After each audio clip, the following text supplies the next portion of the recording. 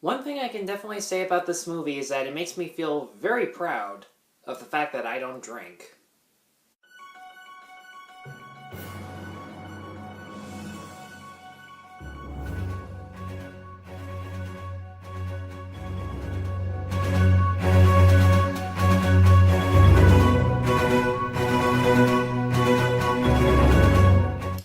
Hi, I'm Tyler, and I'm here to let you know that The Girl on the Train is no perfect movie.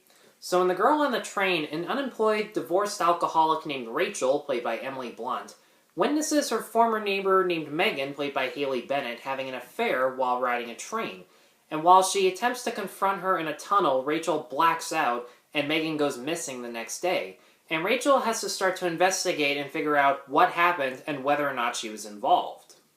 Many fans of the novel have complained about the fact that they feel Emily Blunt doesn't physically resemble the original character from the book, but in my honest opinion, that's actually an advantage for her, because whether she plays an average everyday woman or someone who is tough as nails, a lot stronger than most of the men in her movie, she's always a morally just person who always wants to do the right thing. But in this film, she's given a lot of inner demons to question whether or not she's a victim or has victimized other people, which is a huge step, a huge risk, and it brings one of Blunt's best performances, in my opinion. Because while there are some redeeming qualities about her, like the fact that she does legitimately want to help find Megan and is willing to tell anything she knows in order to help the investigation, even go to Megan's husband and say, I saw her have an affair, she also earns everyone's mistrust at the exact same time. She lies to her roommate about the fact that she has no job, can't pay rent, and that she takes the train that she used to go to work in order to go to a bar and drink herself to death and imagine every person that she comes into contact with having a much more perfect life and fantasizing about what their lives are actually like, and it's very interesting. For the most part, Tate Taylor manages to do a good job at directing the film from Rachel's perspective. There's an effective use of extreme close-ups that focus on one part of a person's face while leaving other parts out in order to focus on one detail at a time. Particularly in one of my favorite scenes in the entire movie, where it's just Rachel confessing to a mirror how her drinking got her divorce. Most of the scene is an extreme close-up of her lips, but as Blunt is speaking, not only are her reasons very sympathetic and you feel for her, but the audience can see her stammering, and they can sense the fact that she doesn't want to admit these feelings even to herself, let alone a bunch of other people, but she can't hold on to these feelings any much longer. And when the eventual mystery surrounding what happened in the tunnel is finally revealed, the editing is very slow-paced in order to build up the tension. Danny Elfman's score is very eerie, and it actually is some of the best music I think that he's done in a long time.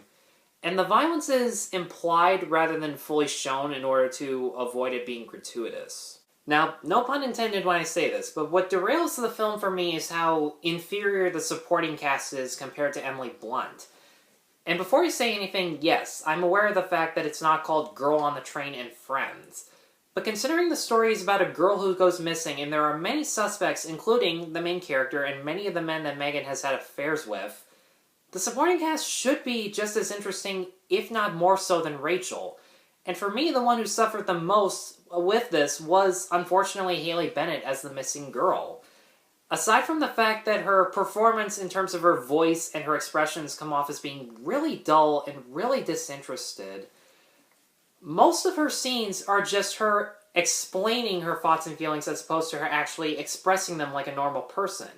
Even when she's confiding to a therapist about some really tragic events that happened in her past, and we're seeing these tragic events through flashbacks, I didn't feel as invested as I should have been, and I feel like it's the fact that her dialogue was given more focus than the visuals, as opposed to it being half and half. The other major problem, and this was one that I was kind of anticipating, was the fact that sometimes this movie feels more like a book being read to us as opposed to an actual movie. And any problem that I can nitpick, you can find in the first 10 minutes of the movie. It starts off from Rachel's perspective, and we do learn a lot about her, how she goes from one train to another, and how she envisions other people's lives. But then it cuts to a title card of Megan that takes place a few weeks before the incident, and as soon as that's over, it cuts to Megan's boss, Anna, played by Rebecca Ferguson, who gets the exact same thing. And the main reason she's the main character is because she's married to Rachel's ex-husband.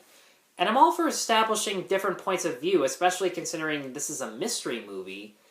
But these transitions feel completely rushed. As soon as one person stops talking, you don't get to register what the other person is feeling just by looking at them, because as soon as it cuts to another person thinking as opposed to expressing, it just cuts to black into another title card saying, "a few weeks before this," or something like that.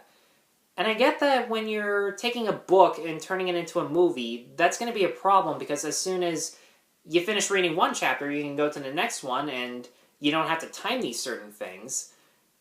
But this is a movie. It's a lot more visual, and the script doesn't always follow that guideline. I've read a lot of reviews that compare the book Girl on the Train to the book Gone Girl, and not gonna lie, when I saw the trailer for Girl on the Train, I was kind of hoping for a Gone Girl sort of vibe. But I think the big difference between both the film versions is that Gone Girl didn't rush its transition so that the audience could register the scene fully in a lot more time. And the supporting cast, ranging from Tyler Perry as the sarcastic lawyer to Neil Patrick Harris as this deranged ex-boyfriend and the missing girl, they were well fleshed out. They were memorable characters. And while Emily Blunt gives one of her best performances, in my opinion, and the direction elevates her performance as best as they can to fit the story, the side characters are given very little to do, and the editing tries to cram too much all at once. And for that reason, I'm going to give The Girl on the Train a 2.5 out of 5. Guys, thanks for watching. Be sure to like, subscribe, check out my other reviews at NoPerfectMovie.com. Thank you all so much for watching. Take care.